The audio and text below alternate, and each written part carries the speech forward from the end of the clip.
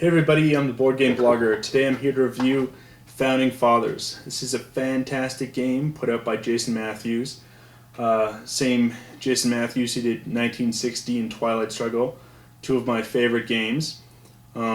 This one I don't think has gotten as much love from the gaming public at large. And I think the issue is if people go in thinking it's another game like 1960 or Twilight Struggle, they're going to be disappointed. This is a very different type of game. It's fantastic. I love it. The game is great. It incorporates sort of the theme of drafting the American Constitution, and it incorporates themes so well. It's got those great mechanics and theme mix that is really my favorite type of game, is mixing theme and mechanics, and they do it well here, very well. The rule book is good. Good color rule book. You've got background on every delegate who went to the Constitutional Convention, some background history, good examples on how to play the game, and the rule book is really good. Components are generally pretty good. The issue I have are the cards. So as you can see here, cards, I've got them sleeved, and I felt I had to sleeve them. This is the only game I own where I felt I actually needed to sleeve the cards. Got some other games where I sleeve the cards just because I think it protects them better. Here I felt I need to, otherwise the cards would just disintegrate. It's really thin, really poor quality on the cards. My understanding is that Jolly Roger Games is reprinting the game. You can purchase just the cards if you had an original printing on a better card stock. So I'm planning to do that in the future. But it's really a shame that this initial print run didn't actually have better card quality. So, I mean, the theme is the Constitutional Convention. Some people might not really understand what's going on. I can understand, especially people from outside of America. If you want to learn more about the Constitutional Convention, I'd highly recommend the book Miracle at Philadelphia. Really good book on the Constitutional Convention itself, and really explains what happened and the various players there. But why don't we take a look at how the game itself actually plays. So here's the board on setup. You've got sort of a debate track, a committee room over here, sort of the assembly room where people are voting on various articles. At the beginning of the game, 4 articles are randomly passed, and there's 8 remaining, and 2 get passed each round, so there's going to be 4 rounds. Makes the game take about 90 minutes once everyone knows what they're doing. So the game plays quite quickly. Everyone will have a player aid, which is the person they're playing with. Has some nice flavor text and explains the person's role in history. It breaks down the various delegates, that is, what faction they are of. So you've got a planner, someone who actually designed a particular plan for the Constitution. Those are the 5 potential people that people can be in the game. This is a 3 to 5 player game. You've got the state and the number of delegates from each state. You've got anti-federalists, federalists, small state and big state supporters, and where they come from. And then on the back is the player aid, which explains what you can do on your turn. And you can use your players. You have cards. You start off with yourself, the planner. So here, for this guy, William Patterson, the blue player, you've got Patterson and 2 other people. At the beginning of the game, you're dealt 4 additional cards. You keep 2 and discard 2. Now on your turn, you can either declare a vote, which I'll explain. You can speak in the debate, or you can enact event. And finally, you can just snub delegates, which is simply discard your hand to redraw. Now, there's various ways to get points. So right now, what we have here is we have up in the assembly room for the vote, we have this article which describes the House. This is a pro-big state bill in that it delegates membership in the House of Representatives based on population. So it's obviously going to favor the big states as opposed to the small states. And the opposite here is going to be a small states version of the Article 1, Section 2, Clause 1, and how the House is comprised in the American government. So now what I have here is looking at my my cards. You're always going to have 3 cards and draw back up to that. Some cards will affect that. So now I can choose to do one of the various 3 things. I can choose to declare a vote here. What I have here is no one yet has voted. So any of these states could vote. Now I've got a Massachusetts guy, a Maryland guy, and a New Jersey guy. So none of them could actually vote together. If you vote, in a block, it's going to allow you to score more points and make it more difficult for someone to change the vote. So we can see here, Nathaniel Gorham, he's a big state supporter, and he's from Massachusetts. He has an event which says the Committee of the Whole. So each player with more influence markers in the committee room than you must remove them. Beginning of the game, there are no influence markers in the committee room. It's not a very effective event at the beginning of the game. Might be more effective later on. So now I could choose to have him vote.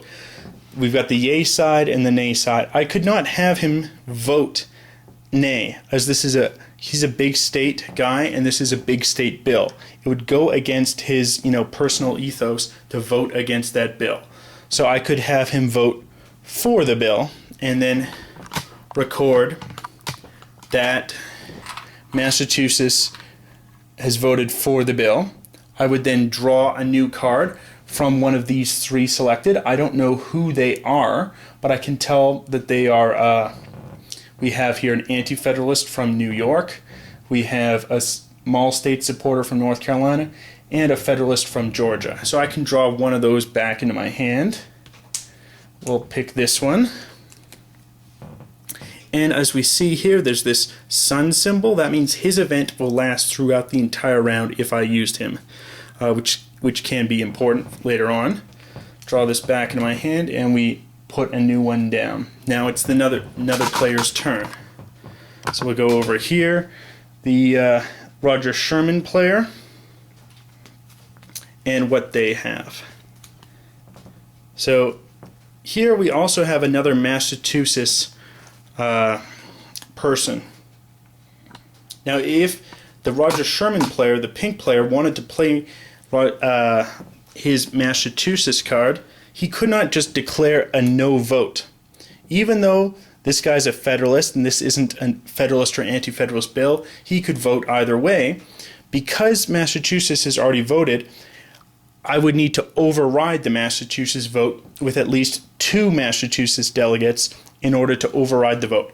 If that had occurred, then this one is sort of just brushed off the board and the vote flips. However, that's an illegal move because I just have 1. Additionally, I can't go and add to his support. So if I wanted to play him, I would have to either play him in the debate track or as an event. If I played in the debate track here,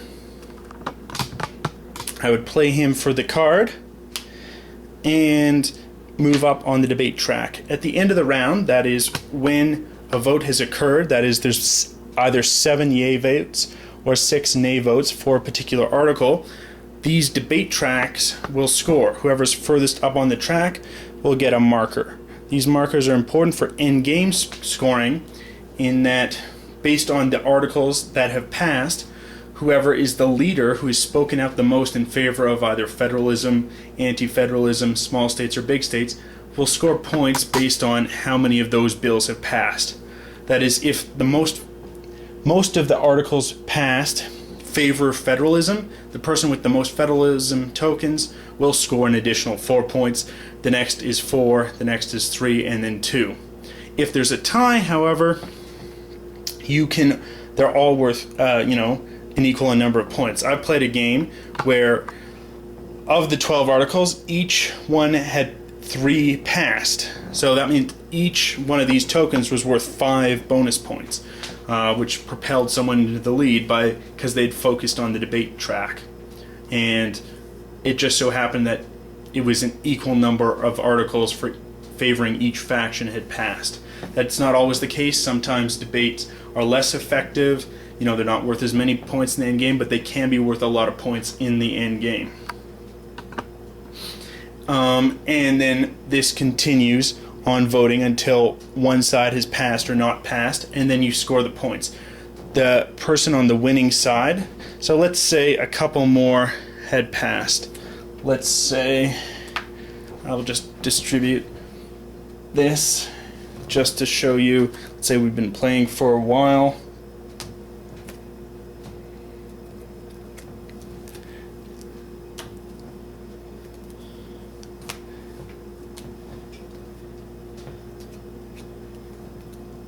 And then we got Delaware.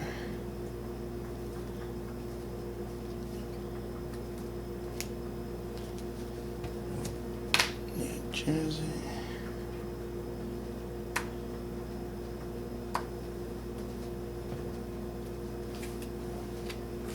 And let's say that's how we've got it passed. And we just have had the blue player playing down his last person. So this is sort of how we do the scoring. We'll now resolve this article. This will resolve the first round and we'll move on. We first score points. You get 1 point for each delegate who does not match the faction symbol of the bill that passed, and 2 points for each. So here, that does. So here, these are all passed with just one delegate per state. I mean, in a non-example game, sometimes you might have a few more. Oh, that's New Jersey there. That won't work.